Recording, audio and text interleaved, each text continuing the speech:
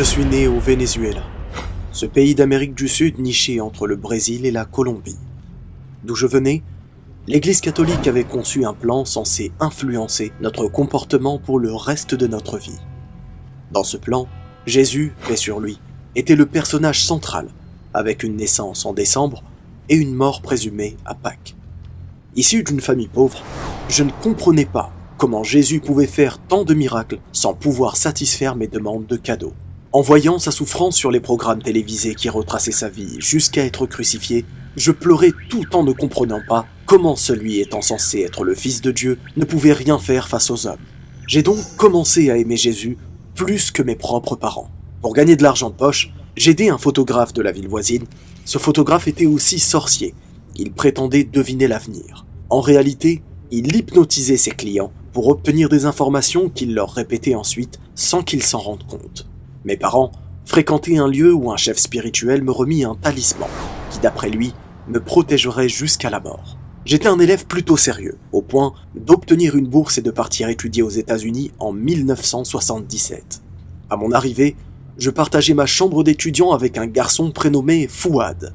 Un jour, il me demanda s'il lui était possible de prier dans la chambre. Je n'y voyais pas d'inconvénient, c'était alors la première fois que je voyais un musulman prier.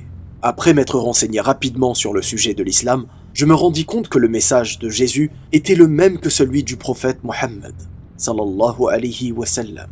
Un message provenant d'un Dieu commun dans lequel Jésus alayhi salam et Mohammed sallallahu alayhi wa sallam n'avaient pour mission que d'annoncer la révélation. Je voulais alors savoir à tout prix quel était le niveau d'authenticité du Coran et quel était le niveau d'authenticité de la Bible, l'Évangile. Le Coran a sa version originale encore existante, 1400 ans après, sans que ne soit modifié un seul terme. Comment cela est-il possible? En raison principalement de la culture de mémoriser par cœur les paroles de ce livre. Je me rendis compte alors que l'Évangile fut traduit un nombre de fois important avant d'être lu dans ma langue natale, le vénézuélien. D'ailleurs, les premiers évangiles furent écrits en langue grecque alors que Jésus parlait l'araméen. J'appris aussi des choses bien plus graves.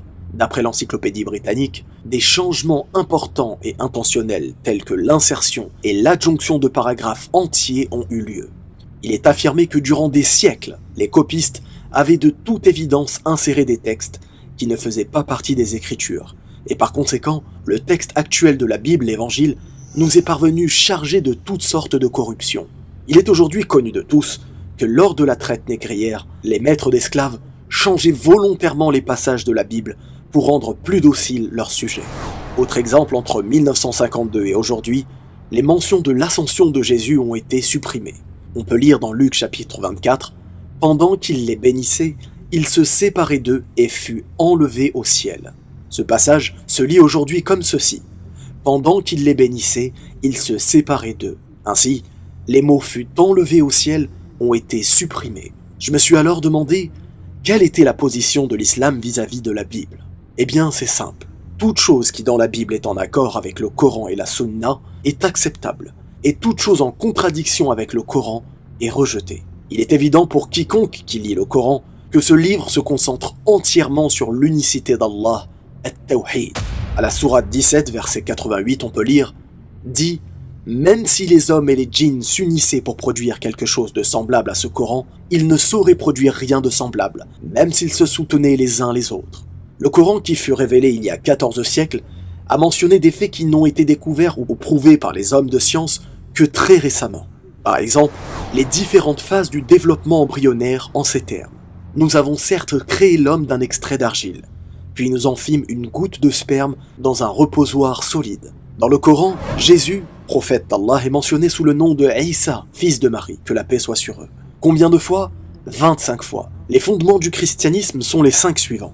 La Trinité, la divinité de Jésus, la filiation divine de Jésus, le péché originel et la rédemption.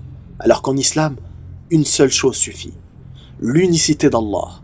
Allah étant le seul et l'unique qui mérite d'être adoré. Ceci est la croyance fondamentale de tout musulman. Comme cela est décrit dans le Coran, Jésus n'était pas une incarnation de Dieu, mais son prophète et messager. Et comme tout autre prophète, il était à tous les égards un être humain. Pourtant, la Bible nous informe que Jésus n'effectue aucun miracle de sa propre capacité. Il a été très clair et a précisé que tout ce qu'il faisait était par la volonté de celui qui l'a envoyé, Allah. Ceci est mentionnable dans l'épître de Jean à plusieurs reprises. Le terme « fils de Dieu » est utilisé pour plusieurs prophètes dans la Bible, comme Adam, Israël, David ou Salomon. Il est donc totalement faux de lui prêter une filiation à Dieu. Pour Allah, Jésus est comme Adam, qu'il créa de poussière, puis il lui dit « sois » et il fut. L'analyse impartiale des doctrines chrétiennes ne peut mener qu'à une seule conclusion, à savoir qu'elle ne concorde pas avec les enseignements de Jésus. Il suffit de savoir que durant les années qui suivirent immédiatement l'ascension de Jésus au paradis, aucun de ses adeptes ne le considérait autrement que comme un prophète de Dieu. Je compris alors que le but principal de tous les prophètes n'était pas de faire connaître aux gens l'existence de Dieu, mais plutôt de leur faire comprendre que Dieu, Allah, était le seul digne d'adoration, car il est le seul créateur des cieux et de la terre et le gérant de tout l'univers. Selon l'islam, ces prophètes sont tous frères et aucune distinction n'est à faire entre eux. L'orientaliste italienne Dr Laura Vecchia écrit dans son livre Apologia del Islamismo: grâce à l'islam, le paganisme sous ses formes variées fut mis en échec. Les conceptions de l'univers, les pratiques religieuses et les coutumes de la vie sociale furent chacune d'entre elles débarrassées de toutes les monstruosités qui les dégradaient. Malgré m'être renseigné sur tous ces éléments, je ne pouvais pas encore faire le pas décisif et quitter le parcours tracé par l'Église et ma religion chrétienne. Mon talisman m'accompagnait d'ailleurs encore partout où j'allais. Mais un jour, alors que je lisais, je rencontrai deux affirmations qui me remplirent le cœur d'une joie profonde. Mes yeux se remplirent de larmes et je m'exclamai: mon Dieu, ceci est la vérité.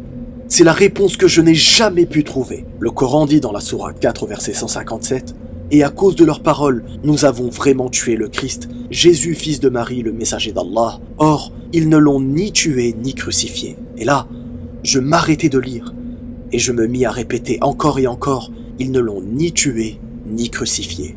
Au moment précis où je lisais ces informations, je sentais qu'Allah subhanahu wa ta'ala était en train de me fournir la réponse à la question qui m'avait tant fait douter de sa puissance, du fait que je ne lui trouvais pas à m'apporter aucune réponse logique et convaincante. En ces moments-là, durant lesquels je me réjouissais encore de cette grande nouvelle, je m'adressais à Allah, Dieu, et lui demandais sincèrement pardon. Je compris alors le réel sens du mot unicité et monothéisme pur. Je jetai alors ce talisman inutile pour me tourner vers Dieu seul. Mon prophète bien-aimé, Jésus de Nazareth, pour lequel j'adressais ma prière 2 fois par jour par erreur, n'avait pas été crucifié. De nouveau, je retrouvai mon raisonnement et je décidai d'intégrer cette religion. Je voulais devenir musulman. Une fois converti à l'islam, j'ai promis à Allah de faire mon possible pour apprendre tout ce qui se rapportait à cette religion. Aujourd'hui, je suis marié et presque 30 ans se sont passés après ma conversion à l'islam. Je suis heureux d'avoir pris cette décision. Devenir musulman est réellement une chose simple et facile. Il n'y a pas de procédure compliquée. La seule condition requise pour se convertir à l'islam est de croire sincèrement et d'obéir à Dieu le seul et l'unique, d'accepter Dieu comme le créateur de l'univers, celui qui détient entre ses mains la vie et la mort, le contrôleur de toutes choses, le seul qui mérite d'être adoré, le seul qui a les plus beaux noms et les plus glorieux attributs, le seul qui n'a pas d'associé, d'enfant, de mère ou de père, et qui n'a rien de comparable. Je vous laisse encore une fois avec une réduction spéciale pour la commande d'un livre que je vous conseille. Vous trouverez tous les détails en description. Barakallahu fikum. Wassalamu alaikum wa rahmatullah.